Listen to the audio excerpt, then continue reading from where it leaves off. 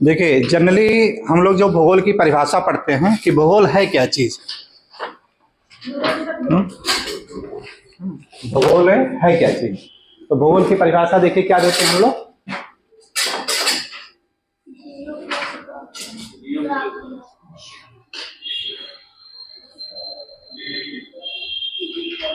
जियो और ग्राफिक, यहीं से आता है ये।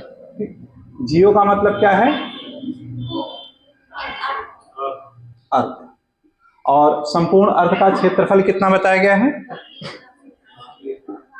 51 करोड़ वर्ग किलो। एक हल्का हल्का मोटा मोटा जैसे पॉइंट ना रहे तब भी ये रहे कि इतना एक मोटा मोटा है, इतना याद कर ले, राउंड फिगर 51 करोड़ वर्ग किलोमीटर है। अब इसी संपूर्ण पृथ्वी का जो अध्ययन करते हैं हम लोग, कैसे किया जाए, तो हम लोग क्या करते हैं, एक छोटा सा मॉडल बनाते हैं इसी को समझने के लिए।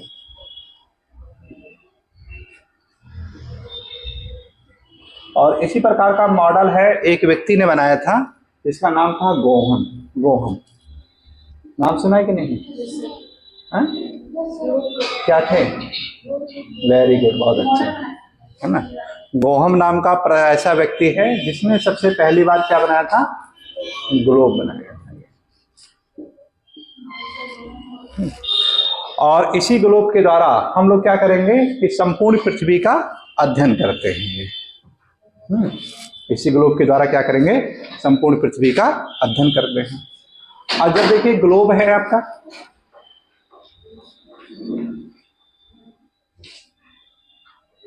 ग्लोब पर ही कुछ क्या होती है?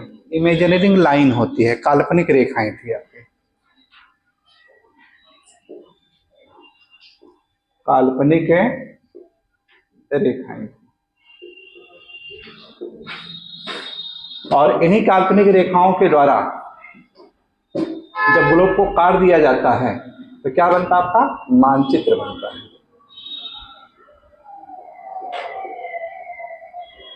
ग्लोब पर क्या होती है? कुछ काल्पनिक रेखाएं होती हैं, और जब ग्लोब को काट के बिछा दिया जाता है तो उससे क्या मिलता है हम लोगों को? मैप मिलता है। और इस प्रकार से देखा जाए, विश्व का प्रथम मानचित्र बनाने वाला व्यक्ति कौन था? क्वेश्चन जो पूछा जाता है।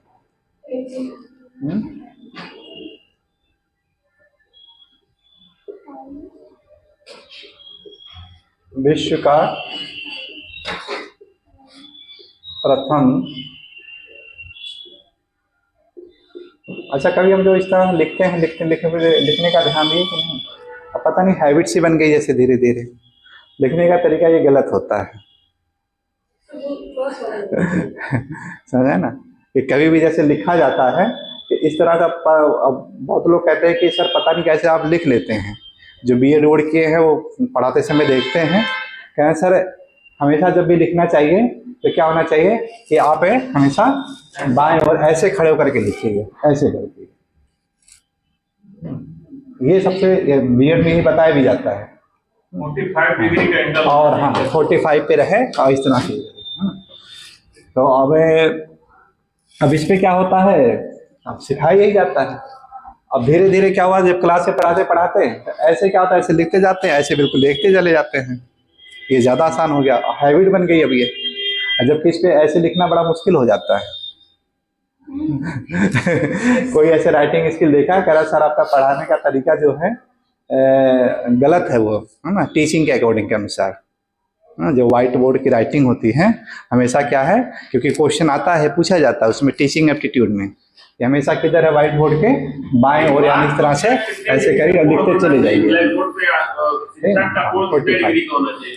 लेकिन अब इस तरह से कर रहे हैं तो हर देखिए उसी तरह से, लेकिन खड़े होने का तरीका गलत होता है। ये अब हैबिट बन गई है, लिख लेते हैं, कोई दिक्कत नहीं। तो विश्व का प्रथम मानचित्र जो बनाया था वो किसने बनाया था? एनेक्सीमैंडर। किसने बनाया था?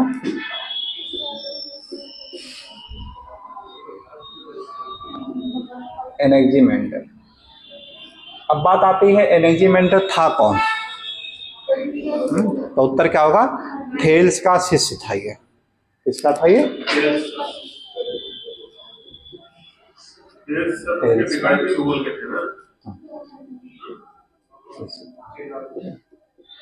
थेल्स का देखिए अगर समय देखें हम लोग तो ये 700 BC के हैं ये।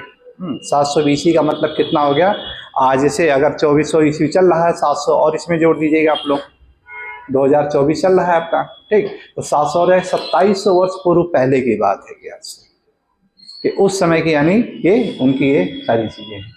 और उस समय उन्होंने बताया था पृथ्वी को, क्या बताया था, तस्तरीनुमा तैरता हुआ बताया था। क्वेश्चन यही आता है कि कौन सा विद्वान था जिसने सबसे पहली बार बताया कि पृथ्वी यानी पानी पर तैरते हुए तस्तरी के समान है। जैसे तस्तरी होता है बर्तन, पानी पर रख दीजिए बर्तन, थाली जिसे कहते हैं हम लोग, तो तैरेगा वो। तो सेम यही कल्पना की थी उन्होंने एक, कि पृथ्वी भी कुछ इसी तरह से रही थी, वो पानी पर क्या करे, तैर रही है वो। अब वो उनका एक कल्पना थी सब चीजें। लेकिन जो थेल्स हैं इनका मैथमेटिक्स में बहुत ज़्यादा योगदान है। थेल्स की बात करें हम लोग तो 10th क्लास का जो देखिए हम लोग पढ़ते हैं, एक चैप्टर है थेल्स थ्योरम आता है, थेल्स का प्रमेय। अब बहुत टफ होता है वो, थेल्स थ्योरम पे उतना आसान भी नहीं है ये। और उस समय की बात है कि आज से यानी 700 BC के समय वो यानी थ्योरम उन्होंने निर्माण कर लिया था। और इतना देखिए हो गया कि आज तक उसको हम लोग पढ़ रहे हैं। यही बताते हैं कि मान लीजिए कोई ऐसे त्रिभुज है,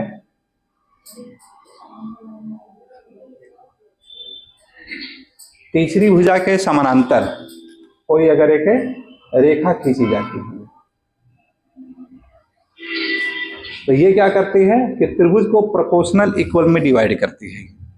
मतलब क्या, मान लीजिए जैसे ए बी सी है, इधर से डी और ई, मतलब क्या हुआ कि डी ई समानांतर किसके हैं, बी सी। अब आपको ये प्रूफ करना रहता है यहाँ पे कि ए डी अपॉन में डी वी इक्वल टू क्या होता है, ए ई अपॉन में ई सी होता है। ये 9th में ये आपका थ्योरी है, थ्योरम है, ठीक। और ये थ्योरम इतना ज्यादा इंपॉर्टेंट है कि मैक्सिमम चैप्टर में आपका यूज हुआ है। या ये कह सकते हैं कि प्रमेय का क्या है कि एक है बिल्कुल निचोड़ है आपका ये थेल्स थ्योरम। तो ये बताने वाले यानी ये कौन थे, यही थेल्स महोदय थे। अब देखिए जब थोड़ी सी स्टोरी हम लोग इनकी जान लेते हैं तो ये तो हम लोग पढ़ करके आए हुए हैं, तो ये क्या होगा आपके लिए, एक आसान हो जाता है कि थेल्स, अच्छा वही थेल्स थे, यूनान के थे। और इन्हीं के शिष्य कौन थे आपके, एनेक्सीमैंडर थे। एनेक्सीमैंडर ने क्या किया था, विश्व का प्रथम मानचित्र बनाया था। और जो मानचित्र बनाया था वहां पर उन्होंने एक यंत्र का प्रयोग किया था, नोमोन।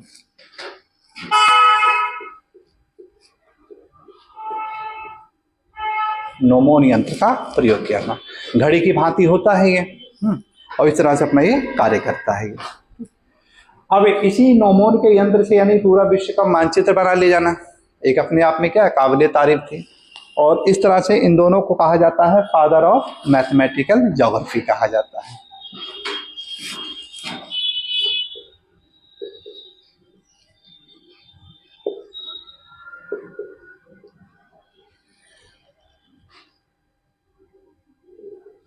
Father of mathematical geography.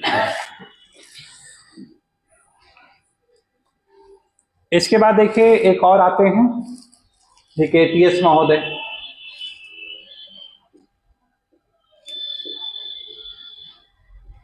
और इन्होंने अपनी एक बहुत अच्छी पुस्तक लिखी थी, जस पेरिडस, बहुत इंपॉर्टेंट है, जस पेरिडस। इसका अर्थ क्या है, पृथ्वी का वर्णन। क्या है, पृथ्वी का वर्णन। तो अब इन्होंने जो देखिए हम लोग परिभाषा देखें यहां से कि भूगोल है क्या, कि पृथ्वी का संपूर्ण अध्ययन करना ही क्या है, भूगोल है। और उसी भूगोल का अध्ययन हम लोग क्या करते हैं, एक मॉडल के द्वारा करते हैं। और वो मॉडल किसने बनाया था, सबसे पहले बोहम नाम के व्यक्ति ने बताया था। ठीक। और उसी मॉडल पे कुछ क्या होती है, काल्पनिक रेखाएं होती हैं, और उन्हीं जब मॉडल को क्या करता है, काट करके बिखेर दिया जाता है, तब मानचित्र बनता है। और इस प्रकार का मानचित्र देखा जाए तो विश्व का प्रथम मानचित्र आपका बन गया था किसके द्वारा, एनेक्सीमैंडर के द्वारा बनाया गया था। एनेक्सीमैंडर कौन थे, थेल्स के शिष्य थे, और थेल्स के नाम पे आपका थेल्स थ्योरम आता है ये। अब इन्होंने जो मानचित्र बनाया था, एक यंत्र का प्रयोग किया था, नोमोन, पूछा जाता है, नोमोन इन्हीं के द्वारा बनाया गया है। और इसी कंट्रीब्यूशन के कारण इन्हें नाम दिया जाता है फादर ऑफ मैथमेटिकल ज्योग्राफी कहा जाता है। अब देखिए, अगर दोनों का नाम दे दिया जाएगा और किसी एक को चूज करना पड़ेगा, ये बड़ा टफ काम हो जाता है चूज करना, कि थेल्स को कहा जाए कि एनेक्सीमैंडर को कहा जाए। समझ आ रहा कि फादर ऑफ मैथमेटिकल ज्योग्राफी किसे कहा जाए। हालांकि अभी तक जो क्वेश्चन दिया है, दोनों में से कोई ना कोई एक नाम देता था, लेकिन कभी अगर इस तरह से दे दिया जाए दोनों में से और किसी एक को चूज करिए, तब क्या होगा, बड़ा टफ हो जाता है।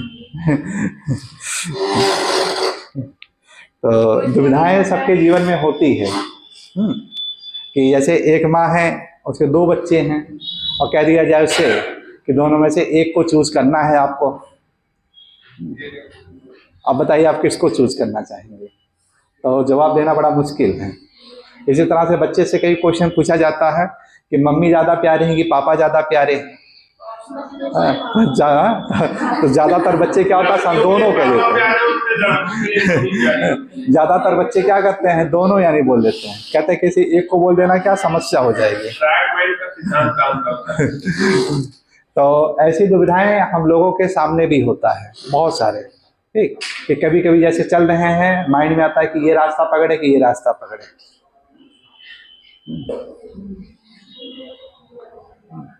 तो ऐसी कंडीशन में जब भी आए तो हमेशा क्या करना चाहिए, अपने दिल की बात सुननी चाहिए वहाँ पे, कि आपका हार्ट यानी जिस पे ज्यादा बल दे रहा है उस पर यानी प्रयोग कर दीजिए आप।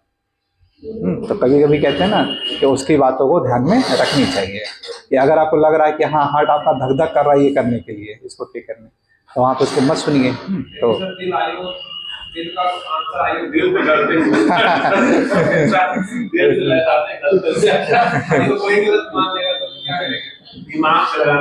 कभी कभी ऐसा भी होता है, दिल की बातें सही नहीं होती, ज्यादातर लेकिन कंफर्टेबल रहता है, लॉजिकल रहता है।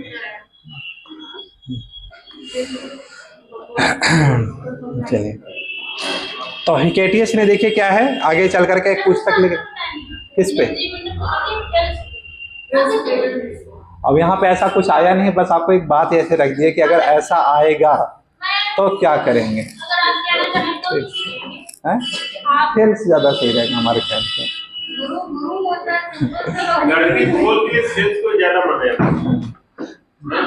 हाँ, क्योंकि भाई ये थेल्स थ्योरम इन्हीं के नाम पे ही है? हाँ, अब ये है थेल्स ने जो चीजें बताई हैं, है ना, थेल्स ने जितनी चीजें बताई हैं उन सबका पूरा का पूरा व्यवहारवाद रूप आगे चल के एनेक्सीमैंडर ने ही किया है पूरा। लेकिन दिया तो इन्होंने आधार तो यही था, थेल्स ने ही दिया था वो। तो हिकेटियस की पुस्तक है जस पेरिडस, और इसका नाम क्या है, पृथ्वी का वर्णन करना है ये। और फिर इसी के बाद यूनानी में देखिए एक भूगोलवेता और आते हैं, उन्होंने क्या किया कि सबसे पहली बार विश्व के मानचित्र पर मेरिडियन लाइन खींचने का प्रयास किया। क्वेश्चन आता है मेरिडियन क्या होता है, मेरिडियन का मतलब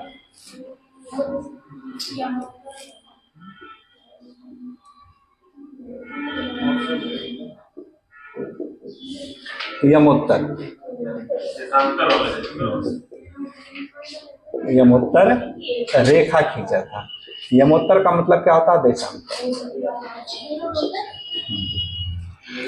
तो यमोत्तर रेखा जो खींचने का प्रयास किया था वो कौन था, हिकेटियस, सॉरी हेरोडोटस, हेरोडोटस, जिनका यानी प्रसिद्ध कथन आता है कि इतिहास को भूगोल की भांति और भूगोल को इतिहास की भांति पढ़ना चाहिए।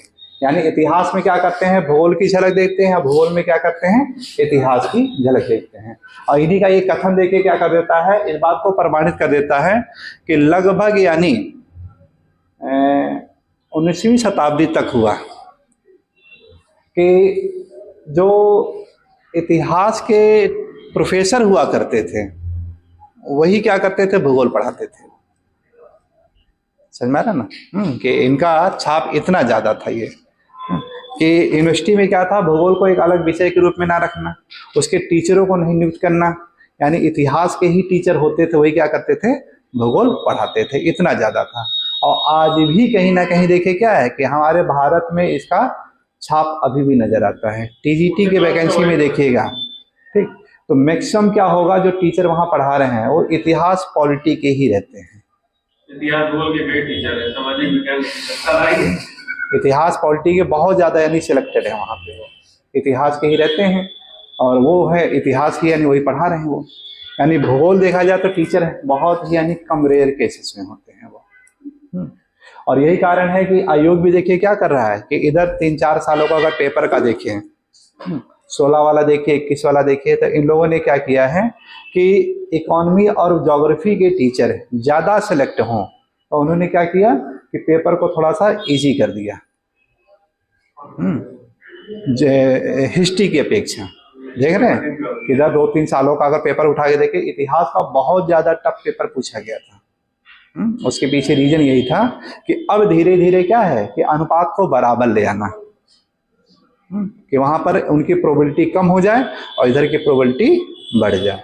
लेकिन एक समस्या जो अभी है इसमें पड़ी हुई थी आपकी, वो क्या थी कि जरूरी नहीं है कि उसका एकेडमिक लेवल आपका ज्योग्राफी ही हो, अपना केवल एक बैलेंस बनाने के लिए कर लिया जाता है। लेकिन ये मान के चला जाता है कि चलिए ठीक है, अगर इतिहास ज्योग्राफी का सिलेक्टेड हो रहा था, ज्योग्राफी पे कुछ ना कुछ मेहनत तो किया हुआ तभी सिलेक्ट हुआ है, ज्योग्राफी की नॉलेज को मानी जाती है, ये इकोनॉमी की नॉलेज को मानी जाती है। आज भी देखिए प्रेजेंट टाइम में क्या है, यही कारण है कि इकोनॉमी के टीचर नहीं मिलते हैं।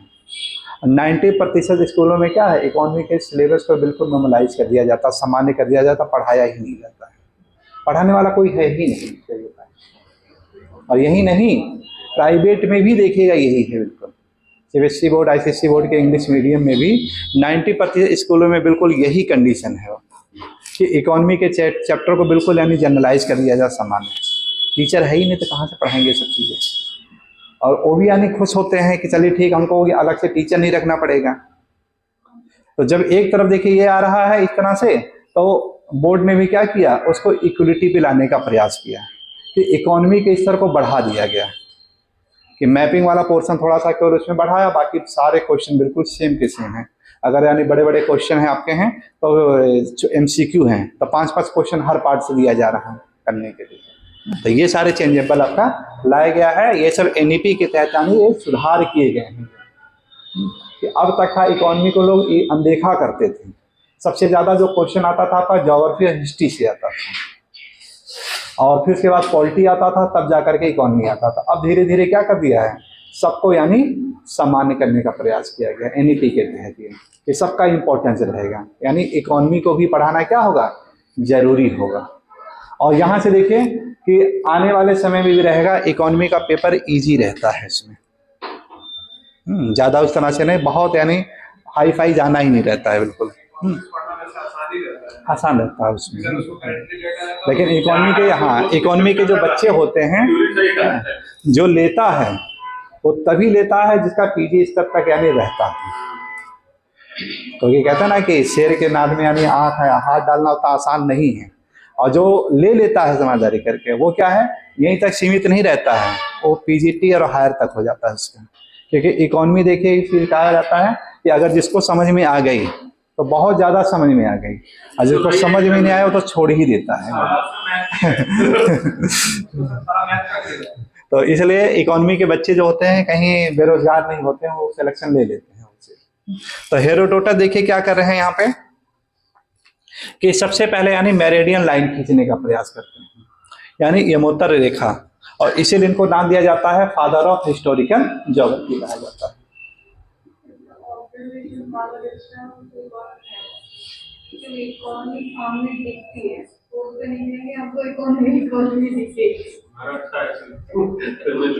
फादर ऑफ है हिस्टोरिकल ज्योग्राफी कहा गया है। किसे कहा गया है, हेरोडोटस को कहा गया है। फिर आगे चल करके आते हैं एरोस्थिनीज।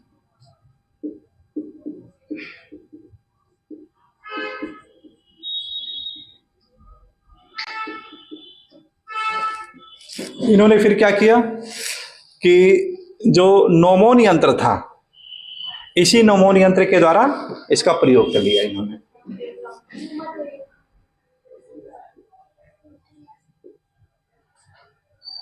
और इन्होंने सबसे पहली बार पृथ्वी की परिधि को बताने का प्रयास किया। ये इनका बहुत ज्यादा कंट्रीब्यूशन होता है।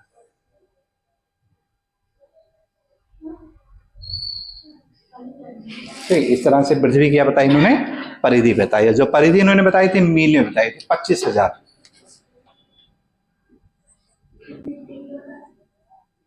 और जो एक्चुअली कितनी है आपकी 25,080, ये इतनी है।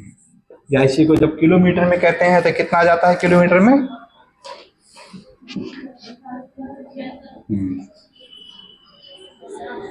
40,076 किलोमीटर ये पृथ्वी की परिधि।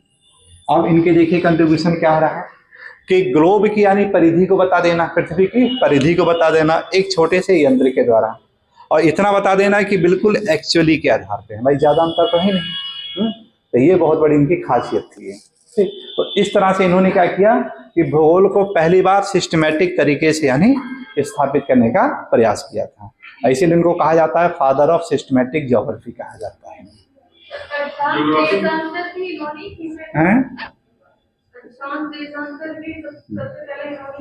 फादर ऑफ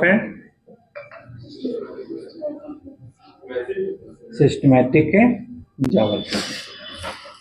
इन्होंने एक पुस्तक लिखी ज्योग्राफिया। फादर ज्योग्राफी तो यही तो करते हैं।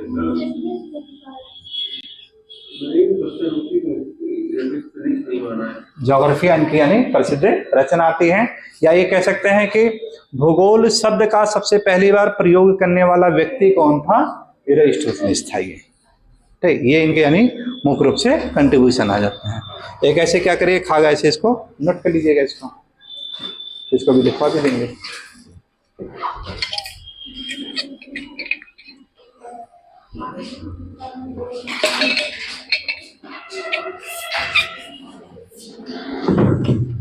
आप लिखवाएंगे जो अपने तरफ से आप लोग अपना ऐसे खागा नोट कर लिया करिए, बाकी अभी सिस्टमेटिक तरीके से लिखवा देंगे।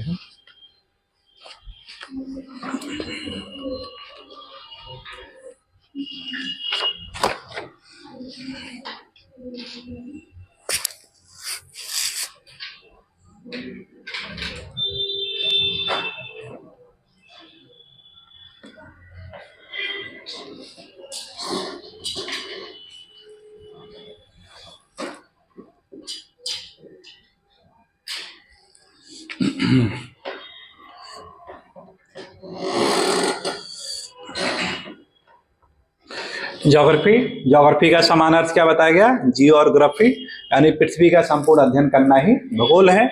और पृथ्वी का संपूर्ण क्षेत्रफल कितना माना गया है, 51 करोड़ वर्ग किलोमीटर। और इसी पृथ्वी को हम लोग एक मॉडल के द्वारा यानी दर्शाते हैं, और उस मॉडल को बनाने वाला व्यक्ति कौन था सबसे पहली बार, बोहम नाम का व्यक्ति था, जिसे यानी ग्लोब कहा गया था। ये अब ग्लोब ने जो देखिए बनाया है, तो उस पर कुछ काल्पनिक रेखाएं होती हैं, कुछ क्षैतिज रेखा होंगी और कुछ क्या होंगी आपकी वर्टिकल रेखा होती है।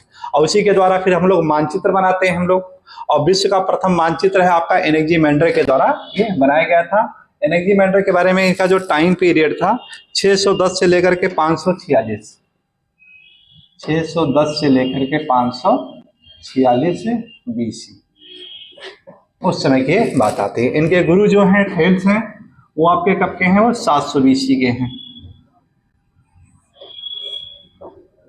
और थेल्स ने क्या बना दिया था, थेल्स थ्योरम यानी नाम दे दिया गया था। और थेल्स थ्योरम के आधार पे ही इन्हें यानी नाम दे दिया जाता, फादर ऑफ मैथमेटिकल ज्योग्राफी कहा जाता है। और नोमोन नाम का यंत्र है, ये किसने बनाया था, ये एनेक्जीमेंडर ने बनाया था। ये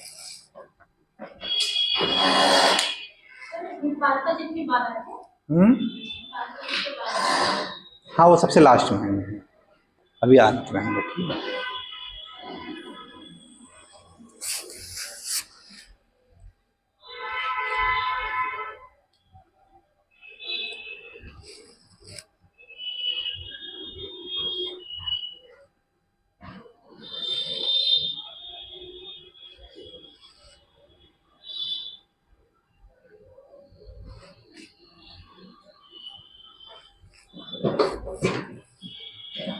हेरोडोटस 484 से लेकर के 425 BC, इनका कंट्रीब्यूशन बहुत ज़्यादा इंपॉर्टेंट होता है कि फादर ऑफ हिस्टोरिकल ज्योग्राफी। और इन्होंने सबसे पहले बात क्या किया था, हेरोडोटस ने मेरिडियन लाइन यानी खींचने का प्रयास किया था। ये मोत्तर रेखा यानी इसी पर ये खींचा था ये, ठीक। फिर इरेस्टोथनीज की बात करें, जिन्होंने ज्योग्राफी शब्द का सबसे पहले प्रयोग किया था, ये 276 से लेकर के 194।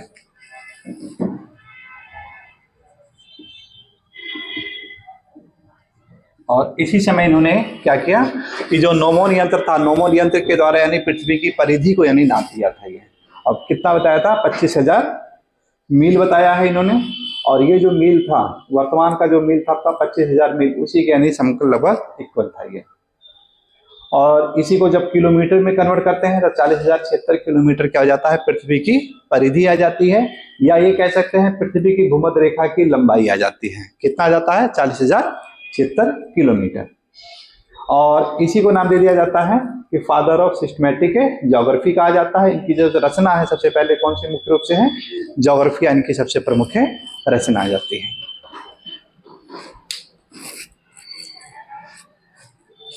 जब आप लोग रिवीजन करते हैं ना, तो इसी तरह से ड्राफ्टिंग किया करिए। जो भी आप लिखा जाता है 1-2 पेज का, तो उसको इस तरह से ड्राफ्टिंग करके उसको बढ़िया से आप लोग इसको और कर सकते हैं।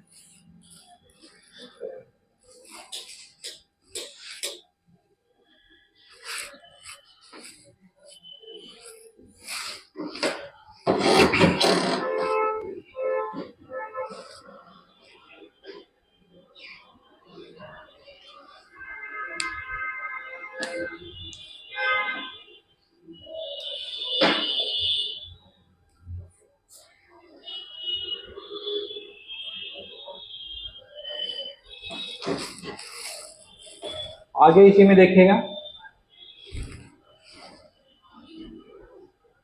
190 से लेकर के 125 BC के आसपास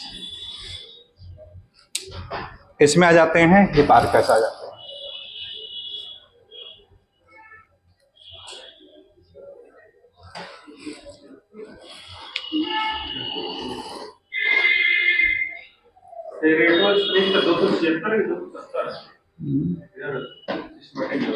दो सौ छिहत्तर से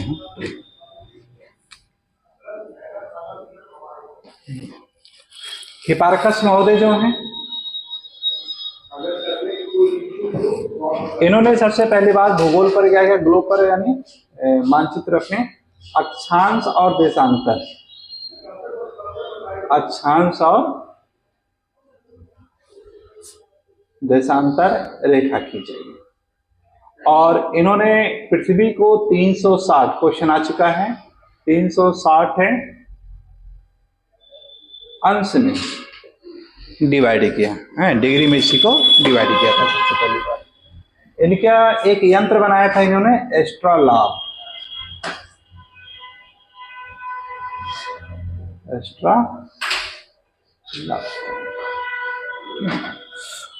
और इस तरह से हिपार्कस एक ऐसा विद्वान है जिन्होंने क्या किया कि अक्षांश और देशांतर का मैक्सिमम यानी सबसे ज्यादा प्रयोग किया था ये। और जो नोमोन की भांति ही आपका एक यंत्र था एस्ट्रोलाब, उसी का प्रयोग करके उसने अपने मानचित्र पर ये सारी चीजें बताया था। इसी एस्ट्रोलाब की जितनी सारी चीजें हैं या ज्ञान है, एक दूसरे विद्वान ने, रोमन ने ले लिया था। किसने लिया था, टालमी ने लिया था। किसने लिया था, टालमी ने लिया था। ठीक, हाँ, तो इसीलिए यानी कहा, इसको जो उपमा दी जाती है साहित्य चोर की, यानी है ना, उसी की वजह से कहा गया है। और इसके बाद जो लास्ट में आता है एक व्यक्ति और आता है इसमें, पेसिडोनियस।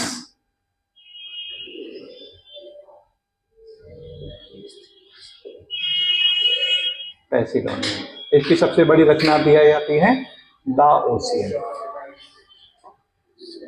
द ओशियन इसकी सबसे प्रमुख रचना आती है। हाँ, यानी समुद्र के तल तक पहुंचने का प्रयास किया इसने, कि सागर के जो इंटरनल पार्ट है कितना यानी गहरा है, उसकी गहराई के बारे में। और यही नहीं, कि चंद्रमा का जो आकर्षण बल है उसकी वजह से जो ऊपर उठने वाली जो लहरें हैं उसके बारे में अध्ययन किया है, ज्वार के बारे में अध्ययन किया है। क्वेश्चन आता है इस पे ज्वार के बारे में। और भी इसने देखिए क्या बताया कि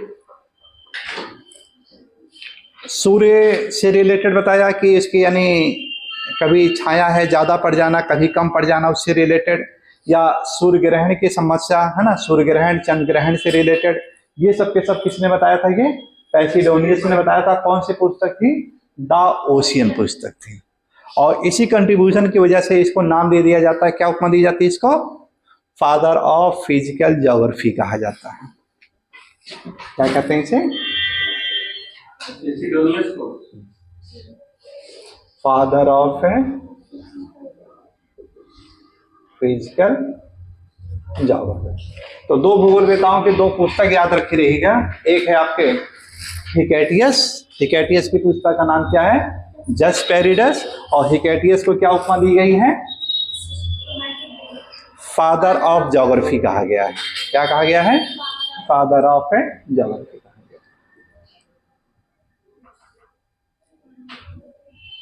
अगर इतना चीज देखिए, अगर आप याद कर ले जाते हैं सही से पूरा, एक ना एक क्वेश्चन श्योर है यहीं से आपका हमेशा यानी करके पूछता है वो। पीजीटी में भी आता है, पीजीटी में भी देता है, और नेट में भी आपका रहेगा। इतना अगर बढ़िया से इसको ड्राफ्टिंग करके आप व्यवस्थित तरीके से कर लिया, बस पूछने का तरीका देखिए क्या अलग अलग रहता है। पीजीटी में सीधे फैक्ट पूछेगा, और नेट में क्या कर देगा आपका कि 3-4 चीजें दे दिया जाएगा उसको, कौन सा यानी सुमेलित है, कौन सा सुमेलित है नहीं है, ये करके देगा। लेकिन रहेगा यही सब रहेगा, इससे ज्यादा और कुछ नहीं रहेगा ये।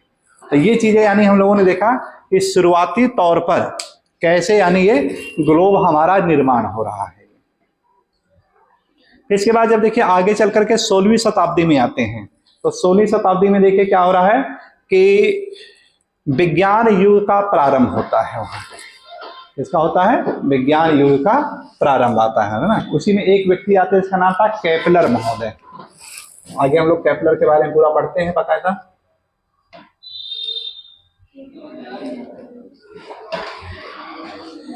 केपलर 1614 ईस्वी। फादर ऑफ ज्योग्राफी का इरेटोस्थनीज को माना है सही बात? नहीं, उसमें एक वर्ड दे दिया था, सिस्टमैटिक वर्ड है। सिस्टमैटिक आ गया तो वैसे भी सब फादर ऑफ ज्योग्राफी। अगर हिकैटियस नहीं है, हाँ, अगर हिकैटियस ना रहे तब इरेटोस्थनीज को माना है। ऑप्शन को ध्यान में देखिएगा, हाँ, कि हिकैटियस वहां पे ऑप्शन में नहीं है, तब वहां पे इरेटोस्थनीज को माना। दोनों से तब वो विवाद हुआ, तब वो गए सब जो इरेटोस्थनीज को माने सब। युद्ध में इस वाले क्वेश्चन का आंसर विवाद वाले किस पे? अच्छा आंसर किस आंसर रेखा वाले का। हाँ, मेरा तो सही माना है, और आयोग का आंसर है क्या? सबसे पहले अक्षांश देशांतर रेखाओं का जो वर्णन किया था वो इरेटोस्थनीज ने किया था। नहीं, तो अक्षांश देशांतर तो ये है, ये आगे चल करके इन्होंने और डेवलप किया है अक्षांश देशांतर को, यानी पृथ्वी को 360 अंशों की बात की है ये सब। तो नाम तो सब उधर ही आ जा रहे हैं सब चीजें।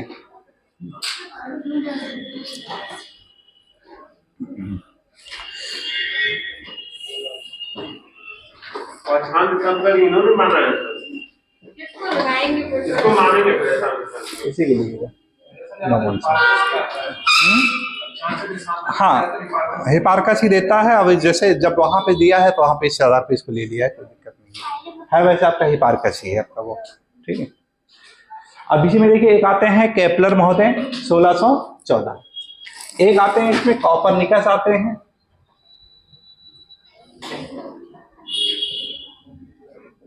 इनका जो कंट्रीब्यूशन था कॉपरनिकस का 1543।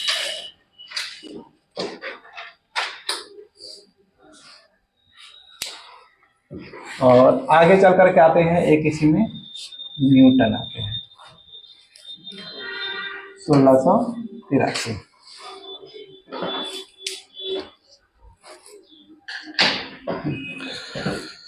तो अब यहां से देखिए क्या हो रहा है कि इन विद्वानों के द्वारा यूरोप में विज्ञान युग का प्रारंभ होता है। अब इसी में जो सबसे पहले आते हैं केपलर महोदय आ रहे हैं, सॉरी कॉपरनिकस। कॉपरनिकस देखिए क्या बताते हैं यहाँ पे कि अब तक की जो थ्योरी जो बताई गई थी उस थ्योरी का खंडन करने वाले कौन थे? यही कॉपरनिकस थे। इन्होंने जियोसेंट्रिक जो थ्योरी था, क्वेश्चन जो आपका आया था ये, ठीक, तो जियोसेंट्रिक थ्योरी का खंडन किया था। किसका खंडन किया था? जियोसेंट्रिक थ्योरी का खंडन किया था ये।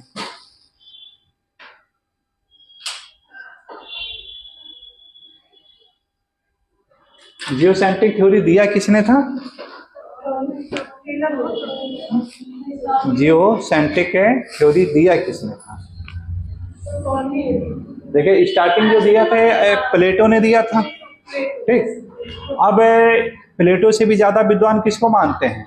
अरस्तु मान लेते हैं। अब चूंकि अरस्तु भी इसकी आलोचना नहीं किए हैं, वो भी क्या इन्हीं की परिपाटी को लेके चलते हैं, तो इसलिए कहा जाता है जो जियोसेंट्रिक थ्योरी था वो किसका था? आपका अरस्तु। दिया था प्लेटो ने, यानी इसको माना था ये, ठीक है। लेकिन जो इसका है किसी शिष्य ने भी इसका खंडन नहीं किया, मतलब उसको समर्थन किया है, क्योंकि मेट्रोलॉजी से इन्हीं की पुस्तक आती है। तो वहां पे जियोसेंट्रिक थ्योरी जो अरस्तु के द्वारा जो प्रतिपादित यानी काफी ज्यादा चर्चा में आ जाती है कि पृथ्वी यानी क्या है? केंद्र में है और सूर्य उसके चारों ओर चक्कर लगा रहा है। तो जितने भी फिलोसफर हैं तो उसमें सबसे पहली बार ये देखा जाता है कि अरस्तु ने इस पर क्या चर्चा किया है, और अरस्तु ने अगर उस पर कोई कटाक्ष नहीं किया है तो मान लिया जाता है कि हाँ ये बिल्कुल ये सही था, क्योंकि अरस्तु का अब तक का सबसे ज्यादा माना जाता है, यूनानियों में सबसे बढ़िया विद्वान माना जाता है। तो इस प्रकार है जियोसेंट्रिक थ्योरी है अरस्तु के समय से लेकर के, यानी कब तक चली आ रही थी आपकी? 1543 तक। यानी अगर इसका समय देखें हम लोग 400 के आसपास लगभग, तो यानी कितना जगह 2000 वर्षों तक यानी ये थ्योरी चली थी। अब कोई भी सिद्धांत अगर 2000 वर्षों तक चला रहा तो मन मस्तिष्क में क्या होगा? लोगों के बैठ जाता है, कोई आलोचना ही नहीं कर सकता है वो। तो आलोचना किसने की? आपका कॉपरनिकस ने।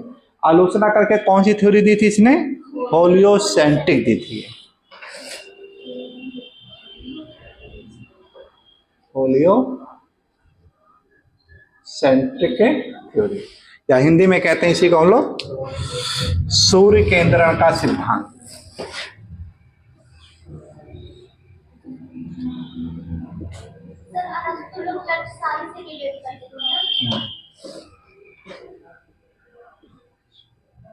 सूर्य केंद्रण का सिद्धांत। और जियोसेंट्रिक मतलब क्या होगा? पृथ्वी केंद्रण का सिद्धांत, ठीक है ना, भू केंद्रण से कहते हैं।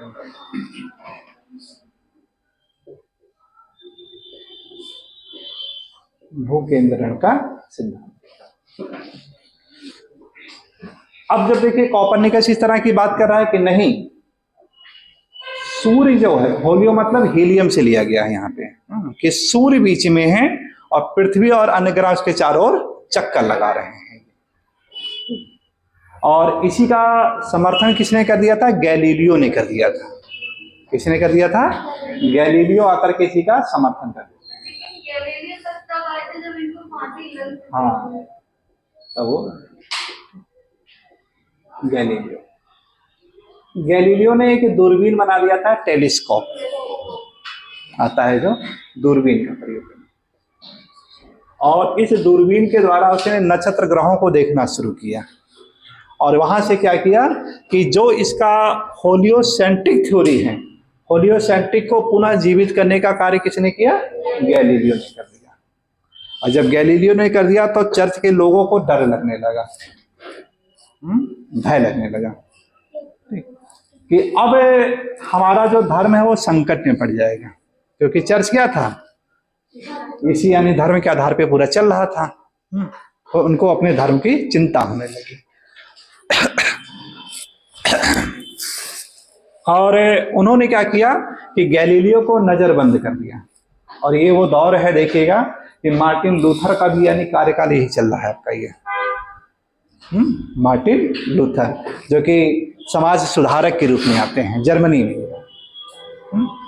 कि उन्होंने क्या किया कि एक ऐसे पेज छपवा लेते थे और चर्च की जितनी भी बुराइयां थी उन बुराइयों को उस पर यानी पूरा लिखते थे, और जगह जगह रातों रात क्या करते थे, पूरा यानी हर चर्च पे यानी लगा देते थे ये, कि किस तरह से यानी चर्च है लोगों को बेवकूफ बनाते हैं, धर्म की दवाई दे करके लोगों से पैसा ऐंठते थे। ये इनके बारे में कहा जाता था कि हर व्यक्ति को अपने जीवन काल में एक धर्म पत्र जरूर खरीदना चाहिए। जो व्यक्ति अगर धर्म पत्र नहीं खरीदा उसे यानी स्वर्ग का दर्शन नहीं होगा, और जैसे तैसे क्या करना, उसको खरीदना ही रहता था। जैसे बहुत जगह है इस तरह से व्याप्त हैं, अपने हिंदू धर्म में भी इस तरह से कहा जाता है कि हर व्यक्ति को क्या करना चाहिए कि अपने जो चारों हैं नॉर्थ ईस्ट साउथ वेस्ट, क्या नाम है इसका, इस्लाम में सर के जीवन में एक बार सऊदीया जरूर जाना चाहिए। क्या कहते हैं, केदार धाम जितने हैं, कि जो व्यक्ति अगर चारों धाम की यात्रा कर लिया अपने जीवन में तो उसको मोक्ष यानी मिलना तय है, ऐसा यानी परंपरा के रूप में कहा जाता है। इस्लाम में भी इस तरह से ऐसा कहा गया है कि हज की यात्रा करना है, सब चीजें ठीक। तो इस तरह से वहां पर क्या था, एक धर्म पत्र नहीं रखा जाता था, उस धर्म पत्र को यानी कुछ उसकी रखी जाती थी पैसा, कि उसको हर व्यक्ति को खरीदना जरूरी था। और धर्म पत्र का जो पैसा जो आता था वो चर्च में क्या रहा, पूरा कैद रहता था। तो इस तरह से देखिए क्या रहा, जो चर्च था हमारा वो एक पैसे का कहीं ना कहीं रुपए का केंद्र बन जाता है, और आज भी ये कहीं ना कहीं देखिए व्याप्त है। चाहे किसी भी धर्म का है, पूरा का पूरा अगर खजाना देखेंगे उनके धार्मिक स्थलों पर ही यानी है। मुगलों ने आकर के मंदिरों को तोड़ना क्यों शुरू किया था, अब समझ में आ रहा होगा कि उसके प्रति यानी ये जिज्ञासा नहीं थी इनके धर्म को नष्ट करना, उसके अंदर ये था कि वो जानता था कि जितने भी यानी पूरे यानी पैसे खजाने होते हैं वो सब क्या होता है कि इन्हीं मंदिरों में ही क्या होता है, गुफा बना बना करके सब वो अंडरग्राउंड करके रखे जाते हैं। और श्योर था, सही था वो, ये सब चीजें पहले से था ये सब चीजें। तो गैलीलियो को तो नजर बंद कर दिया गया आवाज को दबाने के लिए। फिर इसके बाद आते हैं कैपलर महोदय। तो कैपलर महोदय देखिए बता रहे हैं क्या कि पृथ्वी है जो पृथ्वी है उसको गोल ना कर करके क्या करें, इलिप्टिकल टाइप, यानी जो चक्रण कर रही है वो दीर्घ वृत्ताकार में चक्रण करती है। यानी देखिए बताया किसने, कोपरनिकस ने, समर्थन किसने किया, गैलीलियो ने, और कैपलर ने इसी से रिलेटेड सिद्धांत दे दिया जिसे कहा जाता है कैपलर का सिद्धांत कहा जाता है, कैपलर का नियम, लॉ ऑफ कैपलर। और पहला नियम क्या था इसका कि पृथ्वी सूर्य के चारों ओर दीर्घ वृत्ताकार में चक्रण करती है, पहला सिद्धांत। दूसरा क्या बताते हैं कि एक निश्चित समय में निश्चित एरिया कवर करती है। जब ये चक्रण करेगी तो एक निश्चित समय में, अगर 10 दिन में जितना अपने परिधि का एरिया उसने कवर किया, और 10 दिन में क्या होगा उतना ही एरिया हर जगह पर क्या करेगा, वो कवर करता है।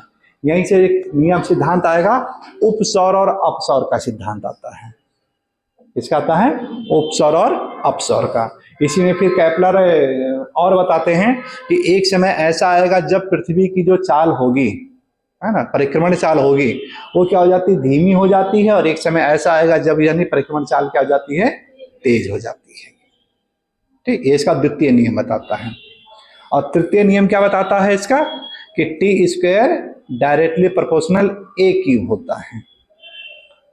टी स्क्वायर डायरेक्टली प्रोपोर्शनल क्या होगा, ए क्यूब होता है। इसका मतलब क्या था कि ऐसे ग्रह जो सूर्य के काफी निकट हैं उनका परिक्रमण काल क्या होगा, तेज होगा, वो जल्दी यानी कर जाएंगे। और जैसे जैसे यानी दूरी बढ़ती चली जाती है वैसे वैसे परिक्रमण काल क्या हो जाता है, तेज होता चला जाता है।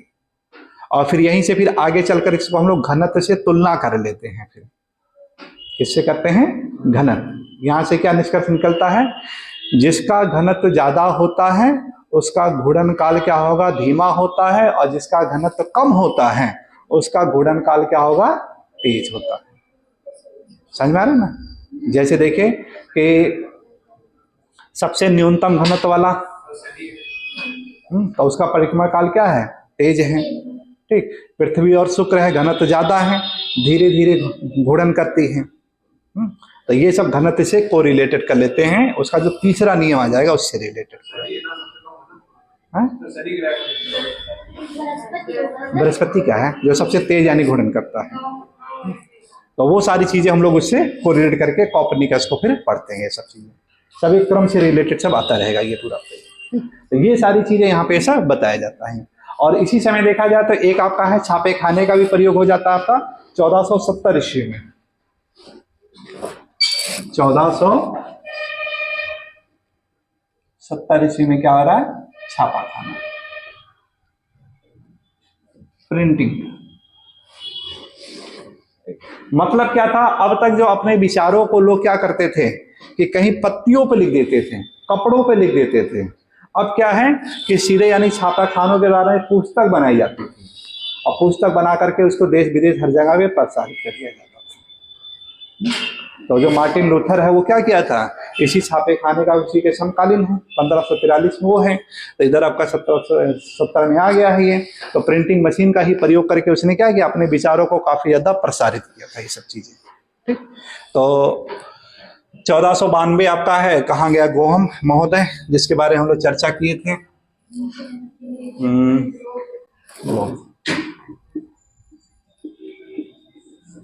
इनका ही ग्लोब से रिलेटेड आता है। तो इस प्रकार देखा गया कि कैसे कैसे यानी भूगोल के स्टडी से रिलेटेड प्राचीन काल में यूनानियों के द्वारा कैसे यानी स्टार्ट हुआ और कैसे कैसे आपका ये डेवलप होने की बात हो रही है। और आज भी क्या ये सब रिसर्च का विषय है। सब लोग हम लोग क्या इन्हीं को पढ़ रहे हैं बार बार कि इसको और बढ़िया से क्या है परिशोध किया जाए इसको, है इसके बारे में और रिसर्च करें और इसके बारे में नॉलेज हम लोग स्थापित करें। ठीक, तो नोट कर लेते हैं इसको, कितना पॉइंट हम लोग। तो हेडिंग डालिएगा, general introduction of globe. General introduction of a globe.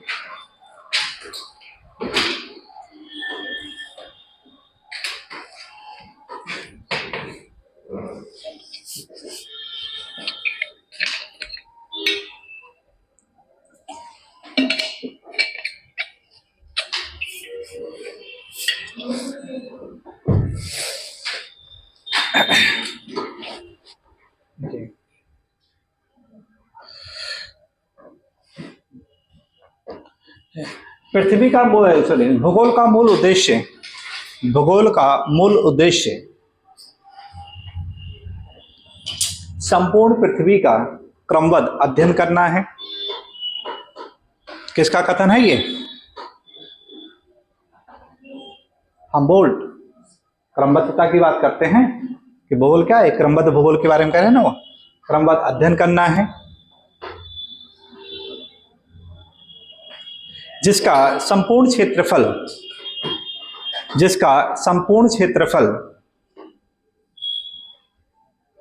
लगभग 51 करोड़ वर्ग किलोमीटर है।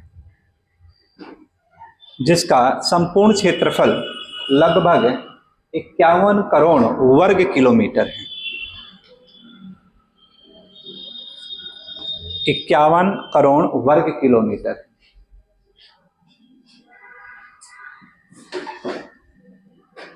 इतने बड़े क्षेत्रफल को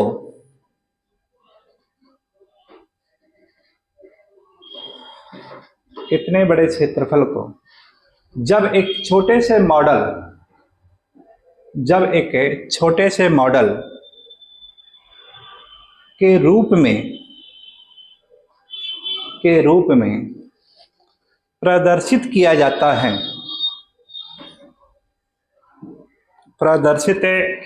है तो उसे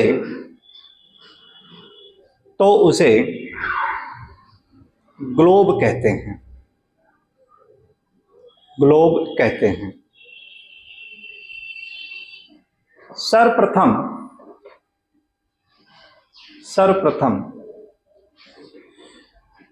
1492 ईस्वी में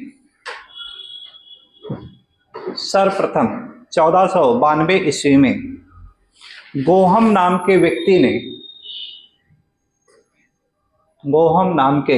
ने ग्लोब का निर्माण किया।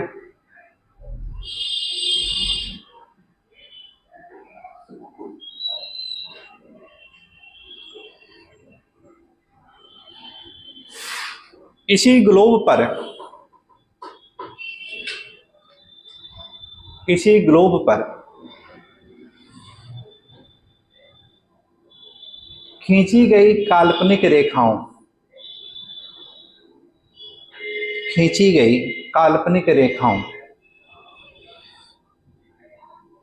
जो क्षैतिज व लंबवत होती हैं, जो क्षैतिज व लंबवत होती हैं, उसके जाल को प्रोजेक्शन, प्रोजेक्शन को हिंदी में क्या कहेंगे? प्रक्षेप कहा जाता है।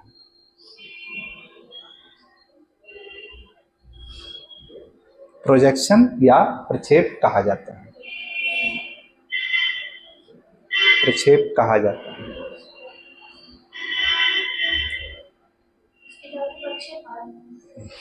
प्रक्षेप कहा जाता है। इसी ग्लोब को काटकर मानचित्र का निर्माण किया जाता है। इसी ग्लोब को काटकर मानचित्र का निर्माण किया जाता है।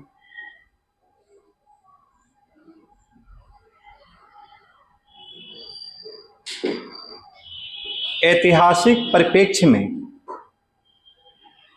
ऐतिहासिक परिप्रेक्ष्य में सर्वप्रथम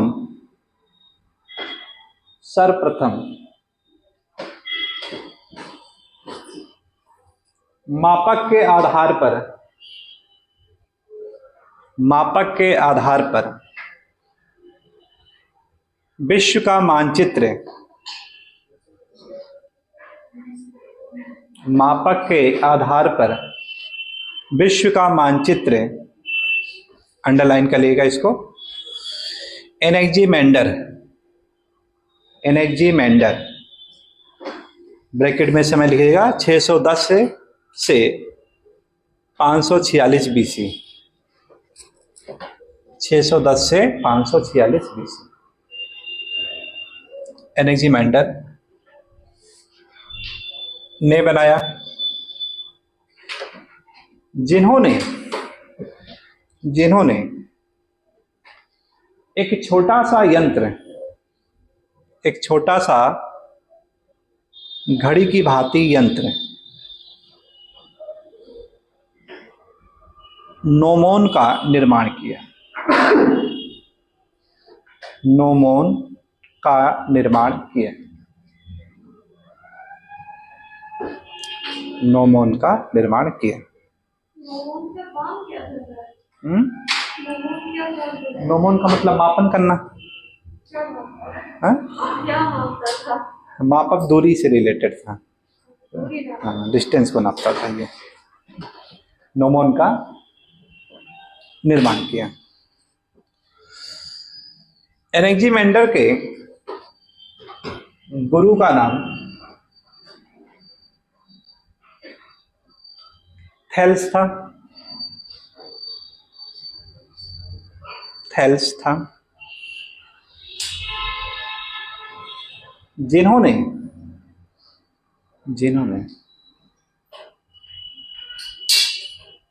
पृथ्वी को तस्तरीनुमा तैरता हुआ बताया,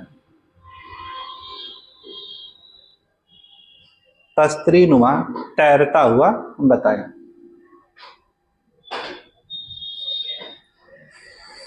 इन्होंने थेल्स थ्योरम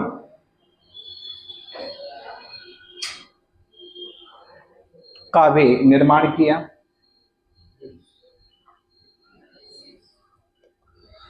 अतः इन्हें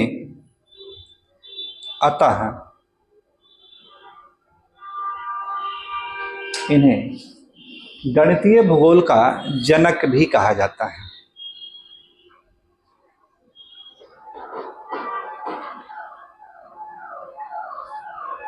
गणितीय भूगोल का जनक भी कहा जाता है।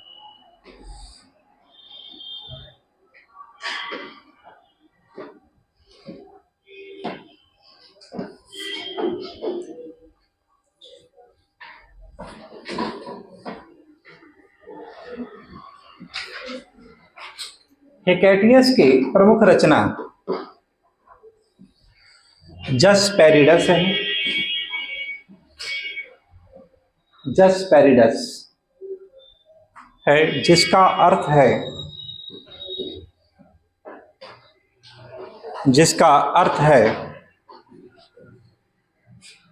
पृथ्वी का वर्णन करना।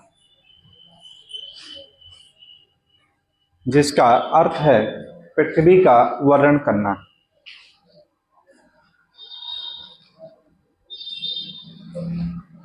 पृथ्वी का वर्णन करना।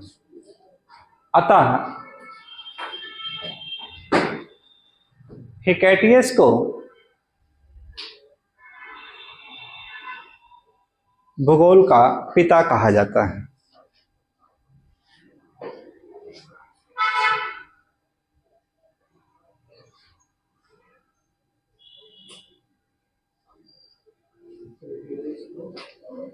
भूगोल का पिता कहा जाता है। मानचित्र पर सर्वप्रथम यमोत्तर रेखा, ब्रैकेट में लिखेगा देशांतर या मेरिडियन, यमोत्तर रेखा खींचने का प्रयास हेरोडोटस, ब्रैकेट में इसका समय काल लिखेगा 484 से लेकर 425 BC।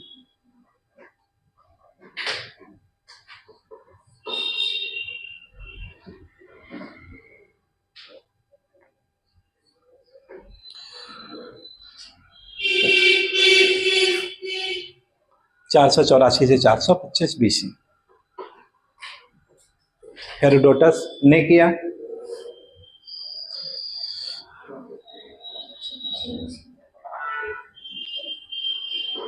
इन्होंने कहा कि इतिहास को भूगोल की भांति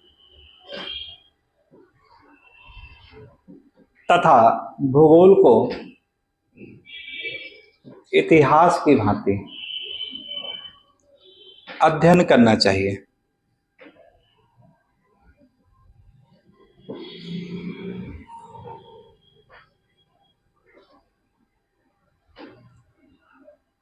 अतः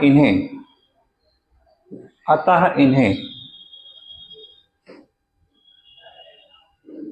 ऐतिहासिक भूगोल का जनक, फादर ऑफ हिस्टोरिकल ज्योग्राफी, अतः इन्हें ऐतिहासिक भूगोल का जनक, फादर ऑफ हिस्टोरिकल ज्योग्राफी कहा जाता है।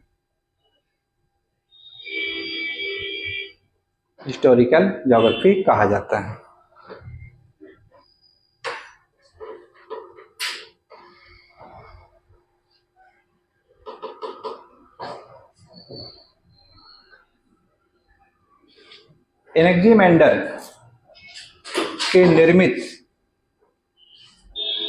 एनेक्सीमेंडर के निर्मित यंत्र नोमोन, एनेक्सीमेंडर के निर्मित यंत्र नोमोन का प्रयोग इरोस्थिनीज ने किया।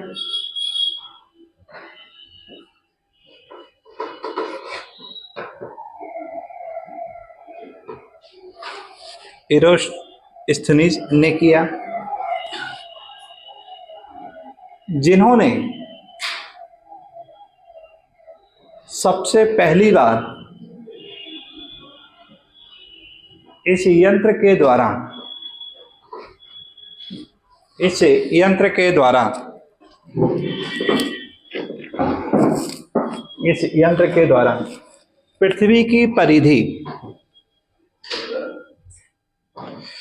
पृथ्वी की परिधि को नापने का प्रयास किया।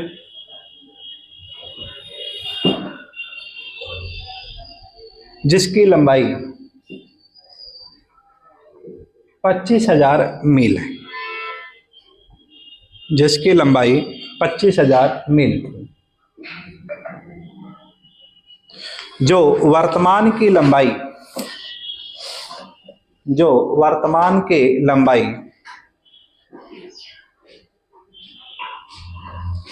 25,860, जिसे करिएगा इसको 25,860 है मील, 25,860 मील या 40,076 किलोमीटर,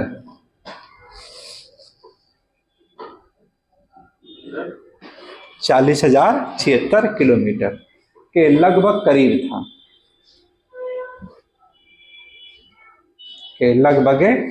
था।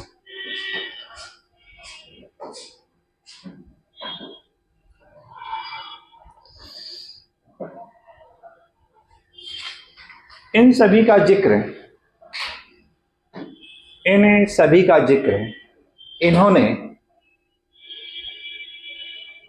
इन्होंने सिस्टमैटिक तरीके से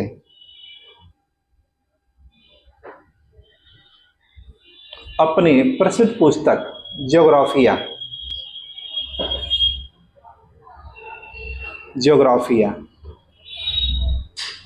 में किया है।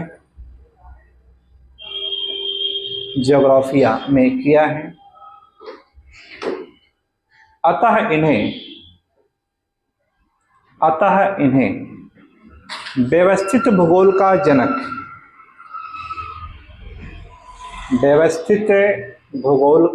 जनक या ब्रैकेट में लिखेंगे फादर ऑफ सिस्टमैटिक ज्योग्राफी का जनक कहा जाता है।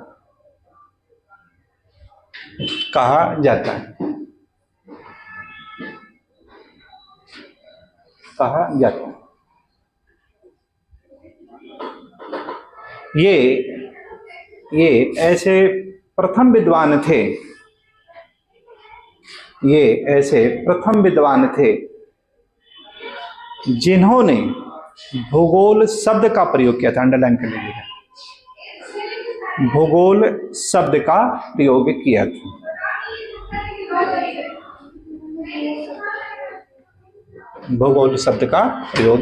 था।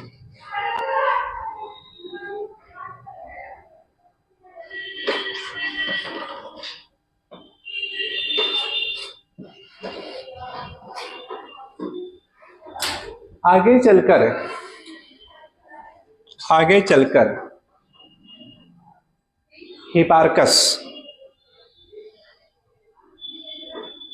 हिपार्कस ब्रैकेट लिखिएगा 190 से 125 BC, 190 से 125 BC हिपार्कस ने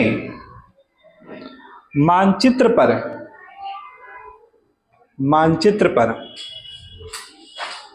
अक्षांश तथा देशांतर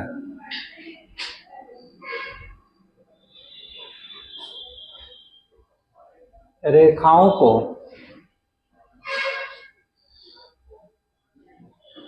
विस्तार पूर्वक खींचा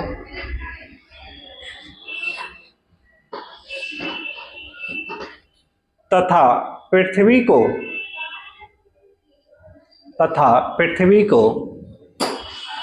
360 डिग्री में विभाजित किया। आज वो ओपन नहीं किया क्या है और स्पॉट नहीं कर लीजिएगा एक बार। मैं किया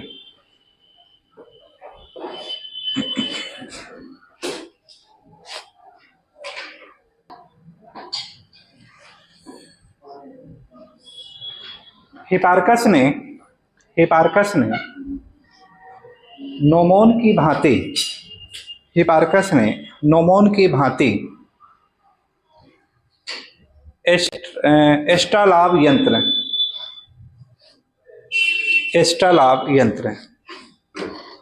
का निर्माण किया। इसका लाभ इसका लाभ यंत्र का निर्माण किया,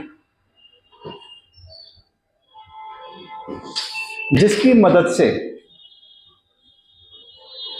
मदद से अपने मानचित्र को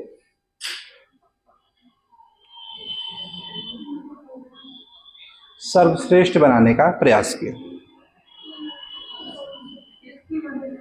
अपने मानचित्र को सर्वश्रेष्ठ बनाने का प्रयास किया।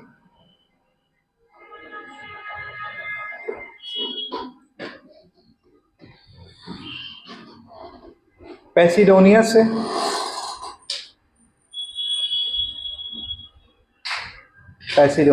ब्रैकेट में इसका समय लिखिएगा 135 से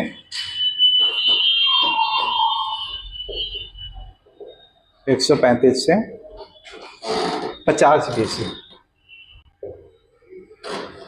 135 से 50 BC पैसिडोनियस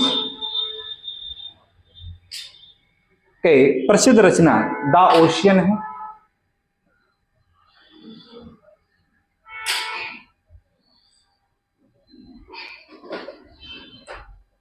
इस पुस्तक में इन्होंने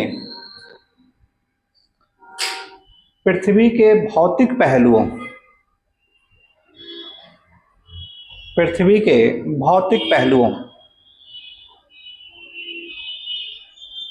के अध्ययन पर बल दिया।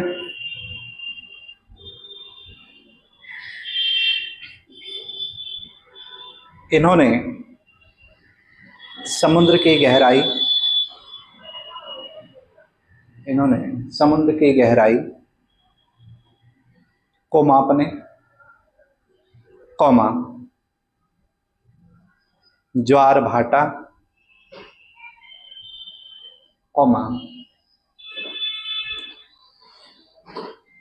सूर्य ग्रहण, चंद्र ग्रहण इत्यादि पहलुओं पर बल दिया।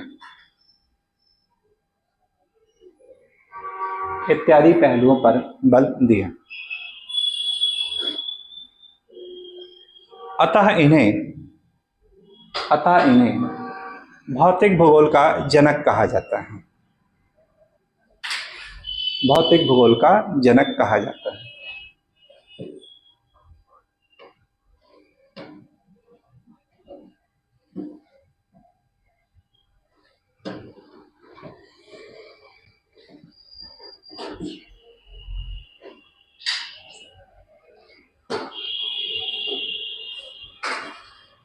पंद्रहवीं शताब्दी में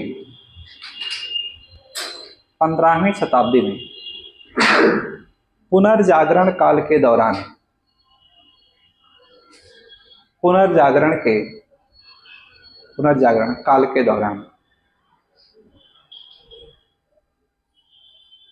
पृथ्वी के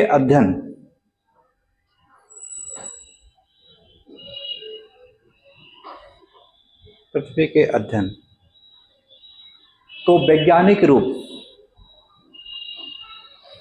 में देखा जाने लगा।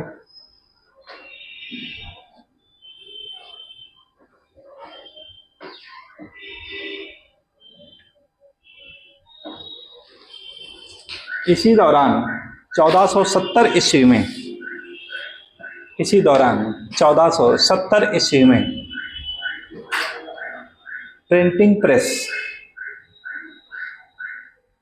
का विकास किया गया।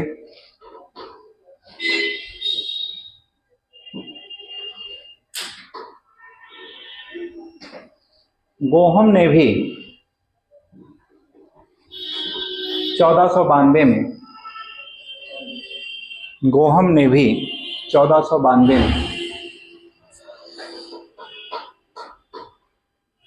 ग्लोब का निर्माण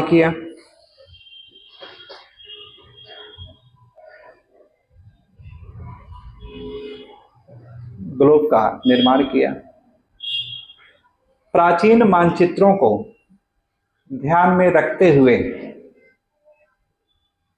प्राचीन मानचित्रों को ध्यान में रखते हुए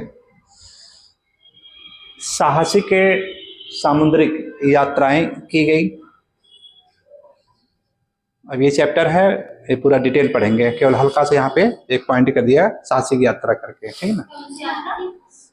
साहसिक सामुद्रिक यात्राएं, साहसिक मतलब साहस से, जैसे 1492 में आपका कोपरनिकस सॉरी कोलंबस का साहसिक यात्राओं का प्रारंभ किया गया, जिससे नए मार्गों की खोज हुई। ये सब पुनर्जागरण का ही इफेक्ट था ये सब।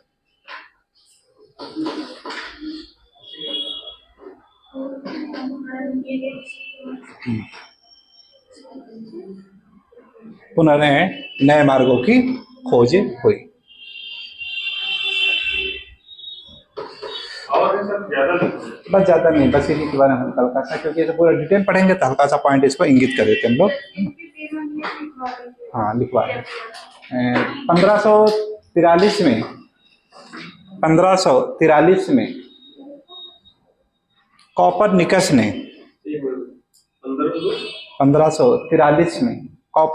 ने अंडरलाइन कर लीजिएगा 2000 से चली आ रही 2000 वर्ष से चली आ रही जियोसेंट्रिक थ्योरी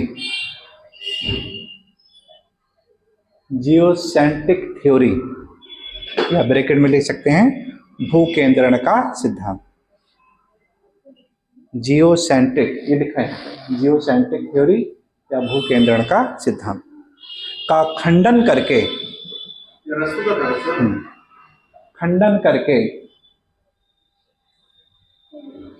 होलियोसेंट्रिक क्वेश्चन ये आ चुका है, दोनों क्वेश्चन आए हैं। होलियोसेंट्रिक या ब्रैकेट में लिखिएगा सूर्य केंद्रण का सिद्धांत।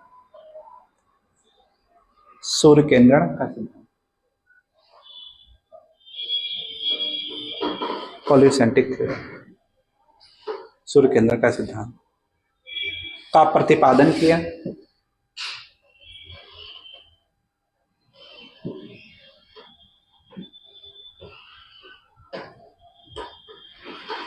गैलीलियो ने टेलीस्कोप का निर्माण करके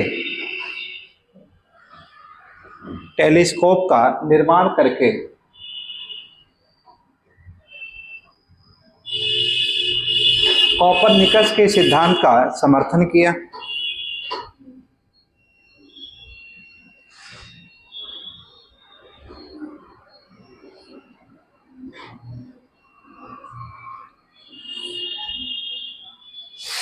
केपलर ने 1614 ईस्वी में केपलर का नियम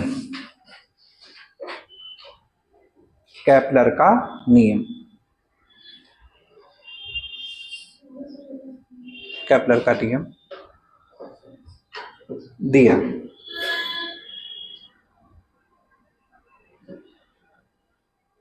तो ये चीजें हैं कि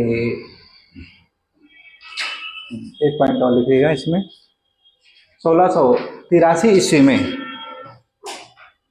न्यूटन का गुरुत्वाकर्षण का सिद्धांत आया।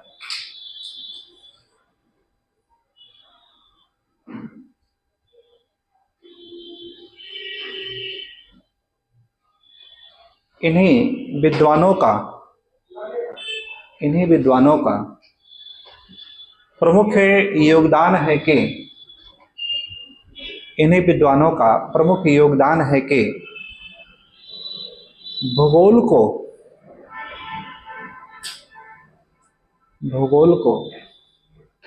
वैज्ञानिक दृष्टिकोण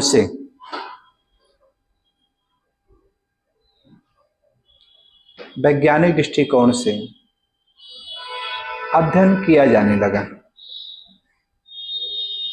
नहीं तो इससे पहले क्या था, सब मनगढ़ंत सारी चीजें थी, ठीक है ना।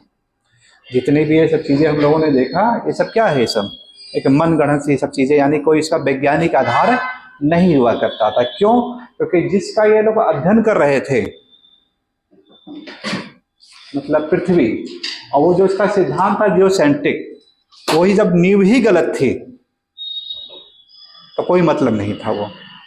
तो इस तरह से कि यहाँ से देखिए क्या हो रहा है कि एक नई दिशा देखने को मिलती है ये। तो इससे देखिए क्या होगा, जब तक हम लोग पुरानी चीजों को नहीं जानेंगे तो वर्तमान में कैसे हम लोग आएंगे ये सब चीजें। तो इसलिए पुराना एक जरूरी होता है कि अपने पुराने इतिहास को भी जानना जरूरी होता है। अपने ऐतिहासिक पृष्ठभूमि को जब हम लोग जान लेते हैं तब उसमें हम लोग क्या करेंगे, सुधार यानी बढ़िया से कर सकते हैं ये सब चीजें। तो आगे जो अध्ययन का देखिए जो विषय होगा वो सब इन्हीं विद्वानों के द्वारा सारे के सारे जो बताए हैं सब उन्हीं को विस्तार पूर्वक हम लोगों को पढ़ना रहता है इसमें। ठीक।